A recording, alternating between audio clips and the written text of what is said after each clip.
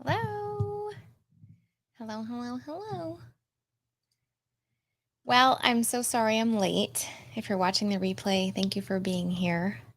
Sorry. I was stuck in government office land in all the longest waiting lines you can imagine. So if you're watching the replay, thanks for watching the replay. Sorry I was late today.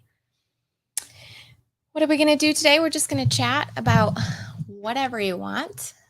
Trying to go live every week. So far, this is the second week in a row, which is pretty amazing. Or wait, is it the third week in a row even? Holy cow. I don't know, but just want to spend some time with y'all and answer any questions that you might have on anything, like anything to do with Eat to Live or me, my life, your life. If you have any questions about anything, let me know in the comments and I'd be happy to answer them. If you're just showing up, sorry I was late today. I was filing some paperwork, some good paperwork, but it was government office land and I was stuck in Twilight Zone. And now I'm back. So I'm glad to get to spend some time with you. Let me know how you're doing. There's no comments yet, so just let me know how you're doing then. How's it going? How's it going for you on your healthy eating journey or any other journey? How are you feeling today?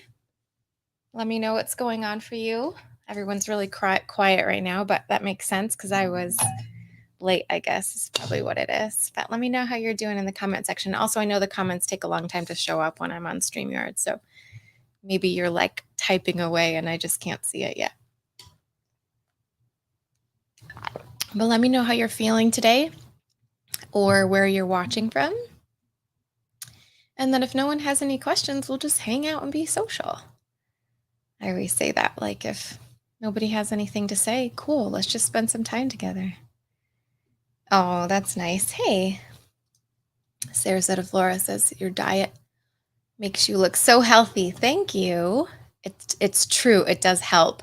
And I used to live in Sarasota. I don't know if you knew that. I lived there for 11 years. Super hot there in California. Yep. I know what that's like. Super hot here too in Vegas. Actually, we're having super strange weather. We're having like 90s, which is low for Vegas, but it's super humid and it's never humid in Vegas. So we've been getting a lot of rain lately, which has been nice, but except for the humidity part, I don't really love that so much. Hi, Carrie. Nice to see you. Glad to see you. How's everything going for everybody? Marilyn. Hey, Marilyn. She says, from reading Pennsylvania, I'm having trouble staying away from chocolate. I know what that's like. Of course, we know that's part conditioning, right? How we've conditioned ourselves over the years to use chocolate and sweets for stress relief, relaxation, calming down, right? And then it's just the addictive nature of sugar, right? Sugar and potentially dairy. So what that comes down to is what do we do when we feel those emotions like stressed or tired or anxious or wanting to relax? What do we do when we feel those emotions? Well, we sort of deprogram ourselves, desensitize ourselves to using those foods to create a feeling. And instead we create the feeling of relaxation just with our thoughts, which is possible, right? It's just foreign to us in the beginning. So can we decondition ourselves away from using sweets and things like that to create feelings of relaxation or stress relief? And can we instead give ourselves that gift just by thinking it, right? What are the times, Marilyn, that you typically go for chocolate, like in response to what, or like what time of the day, that sort of thing? Give me some more details there. Jocelyn, hello. Jocelyn is or was in the Eat to Live family. Hi from Maryland. So happy to see you. How's everyone else doing? Do you have any other questions? I'll be here. I'm going to start my timer. 15 minutes. You guys know I'm trying to stick to the time I say, because I'm going to go right over to Instagram after this and do a very similar live there and just answer some questions for anyone that wants to go on there too. So, how's it going? Let's see. When you're stressed or frustrated, yeah, you still are, Jocelyn. I'm so glad you're in the family still. Marilyn, when stressed or frustrated, yeah, that's exactly what I mean, right? So, what can we do about stressed or frustrated in the moment and remove the chocolate part of it, right? Because for sure, the reason that we eat chocolate when we're stressed or frustrated, or like any other, high calorie kind of boost food, like boost the mood kind of food. I should make that a song or something.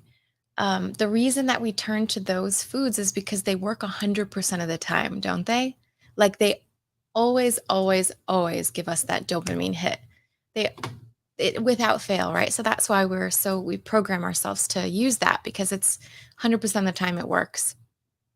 But can we practice another technique that also works 100% of the time, but might be a little bit difficult to implement compared to the chocolate one? Because the chocolate one is just like source chocolate, put chocolate in mouth, chew, swallow, right? Like that's a pretty easy activity to do. But there's another one that we can use, which is called allowing our urges or processing our emotions. And so let's take the stressed one, right? Let's say we're stressed from work, whatever other situation that comes up. Now, stress is a common emotion, and it's one that, we know is not going to go away. We know we're going to continue to get stressed over different time periods for different reasons. And so, better to find a way to process that emotion in a healthy way, let it process through our body, than to use a food to process it through our body, right? Because eating the food one comes with a lot of side effects, right?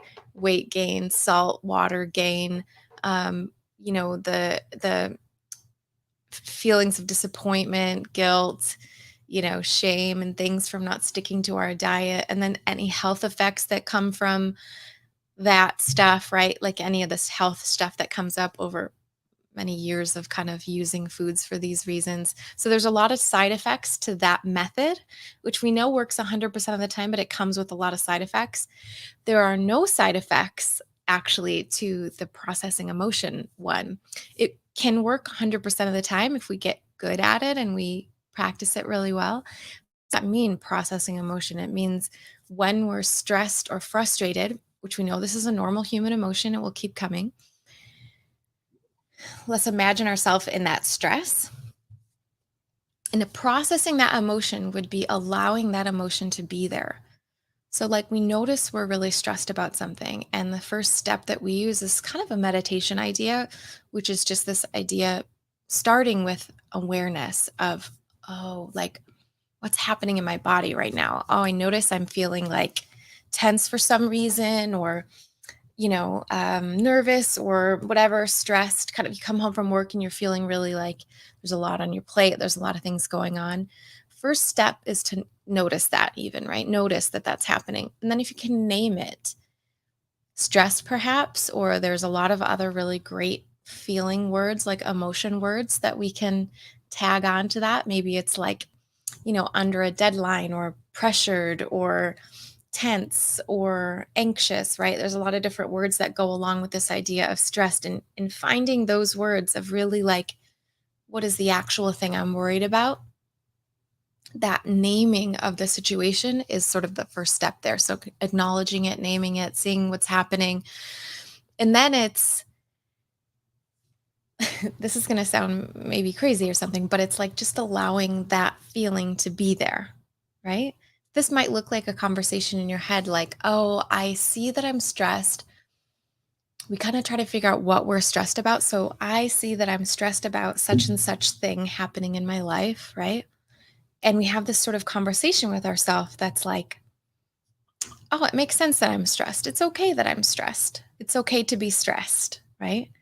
This even this little conversation with yourself of just saying like, it's okay to be stressed right now. Even that in itself can start to, slow down the heartbeat, and slow down the panic, and slow down that anxiety. And when we accept our emotions, that we're human, right? We're going to have some negative emotions sometime. If we can accept that and allow that to be there, the crazy part is that's when it starts to process. That's when it starts to process out, right? So we talk about this a lot in the family and the Eat to Live Accelerator program of how to process emotion. And this is a technique that works 100% of the time as well, if we can just stay conscious and work through it. And the more we practice it, the more normal that gets. And then the less normal it is to go to chocolate instead, right? Mm. Having repetitive marital problems. Yep. So here's the thing, though, right? Is the chocolate doesn't fix the marital problems, does it? Like it makes it feel good maybe in the moment for a moment, but then you have all those extra side effects that come along with that, right? The true key here is to process the marital problems, to first live in the emotion of the situation and then work towards processing that particular issue, right? The marital problems themselves. Instead of, I always say it's like this, like you've got the marital problems and then you've got stress about the marital problems and then you go to eat about the stress and now you've just created a much bigger kind of problem or struggle because you've got the stress and the chocolate on top of it and all the side effects of the chocolate, right? Instead of just working on that core issue, which is the marital problem, with techniques like allowing urges and allowing emotions and processing emotions, right? It's some pretty advanced stuff, but once we start to get in the habit of doing this kind of thing, it does make anything that comes our way a lot easier to deal with. Not that marital problems are. I just mean at least we're not adding more on top, right? Okay, so Lauren says, struggling trying to grow things here in the Caribbean. Hey, Lauren, yeah, climate makes it rougher than I thought it would be. After eating a Nutritarian diet since 2017, it's a struggle. As I mentioned in the past, grocery shopping is a challenge. You have to go to the big island to shop. Food goes bad very quickly here. I would love to have recipes with few ingredients, but still Nutritarian. Yeah. Um, Lauren, and I remember talking about this with you before as well. What are the basics, right? So grains that don't go bad, right?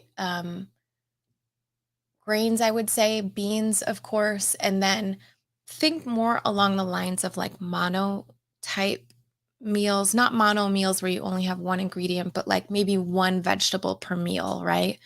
Um, Consider your salads to be less greens, perhaps, and more heartier cruciferous and non-cruciferous vegetables. So,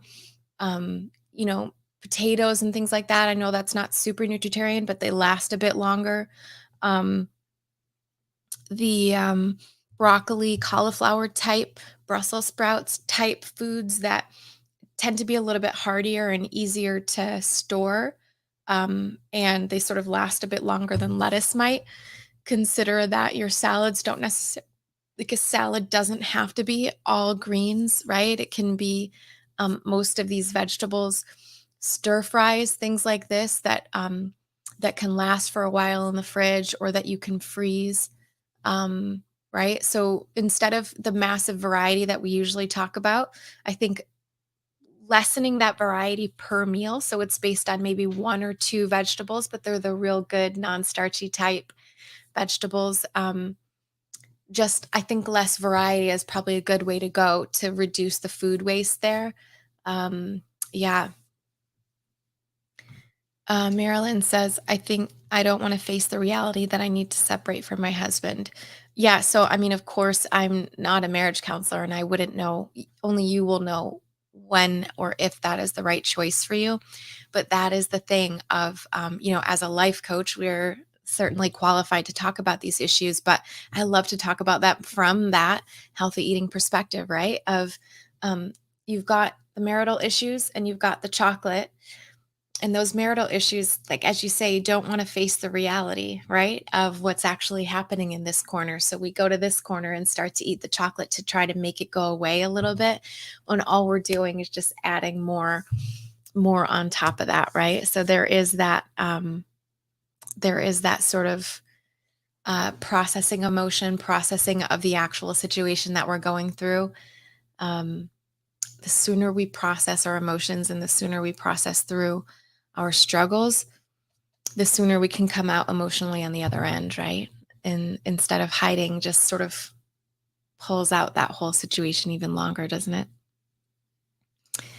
Lauren says, yes, I currently have a very limited choice for foods. What veggies I can find, I prep and freeze as soon as I get home. Yeah, that sounds like the way to go. Other than that, seasonal, eating seasonally. I don't know if you have access to farmers markets or anything like that, but you can get more fresh ingredients that way, perhaps that might last a little bit longer. Yep, yep. Okay, what else? Let's see. What else? How y'all doing? That's about it for now. Let's see. I got 4 minutes left on the timer. Then I'm going to head over to Instagram and just hang out with Instagram for a bit, 15 minutes. If you guys want to head over there with me, got a few minutes left here. If you want to ask another question, I just want to say real quick, happy birthday to my mama. It's her birthday today. So exciting. Good. Yeah. Try to buy locally grown. Good. Oh, Sarasota, great suggestion. I hadn't even thought of that. Making your own sprouts. Such a good idea. It's so easy. Lauren, I don't know if you make sprouts at home, but such a good idea. So easy to make. You could just buy the seeds and you can have fresh, green, sprouted food within 2-3 days. Sprouts are super, super potent. It's true. They've got amazing nutrition. So that's a real easy way to add some extra nutrition into whatever you're making. Thank you, Lauren. Yes, it's her birthday. Yeah, such a good idea, Lauren. I suggest getting, they've got like these, you can get like a regular mason jar and then they've got these special covers that have a mesh cover. And then I just bought, like on Amazon, I just bought a little stand for it's specifically for sprouting, but it's a stand for that mason jar. So it just holds up the mason jar so the air circulates through the bottom of it. And then it's just so easy. I bought some broccoli seeds and you just soak them for like 8 hours in just some water, drain that out, and then just keep, re-soak, not soak, but get those seeds wet again and then dump the water out 2-3 times a day. And within 2 days, you'll have some little tails coming out and then you'll have some full grown sprouts within 4 days or something like that. Yeah.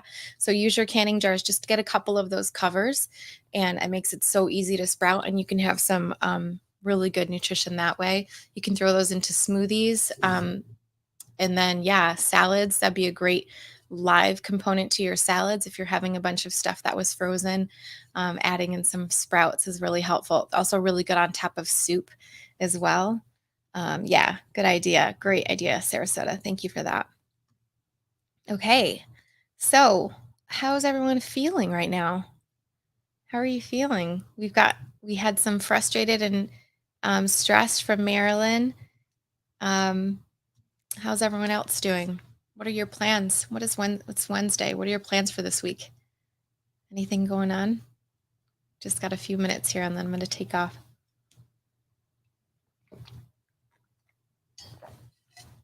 We have some fun news in my family though. My brother, they just had twins about a couple weeks ago. Pretty amazing because of course I have twins too. And it's just me and my brother. I don't have any other siblings and we both end up with twins. How cool is that? So they just had their twins the other day. So that's all very exciting. They live pretty far from me, so I'm not going to get to see them for a month or two, but I got to talk to them on FaceTime yesterday. Those little babies are so cute. Yeah, at least 30 different plants per week. It's a good guideline. Trying to do that. Good guideline. Thank you, Lauren. I know it's so exciting. Little babies, little tiny babies. They did well. One was in the NICU for a little while, and they're doing so good. They were pretty early. They were like 35 weeks, but that's when I had my twins too, 35 weeks and 4 days. So, but everything's good, and we're just celebrating. And then it's a good timing too, because it's my mom's birthday. So now she has 5 grandchildren under 5, which is a little crazy. And they're all girls too. The new twins are girls. My twins are girls, and my older daughter is a girl too. So that's fun. Okay, 10 seconds left. I gotta go.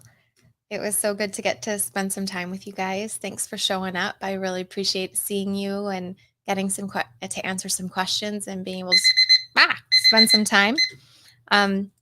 If you want to talk for a little bit longer, I'm going to head over to Instagram right now. I'd love to see you over there. I'm going to make another meeting for next week too. I'm not sure exactly when I'm going to do it, but just look out for the announcement. I'll put that up pretty soon. I'll do that via StreamYard too. So we'll see you next week. Have a good one, and we'll talk later. Bye. Thank you. See ya.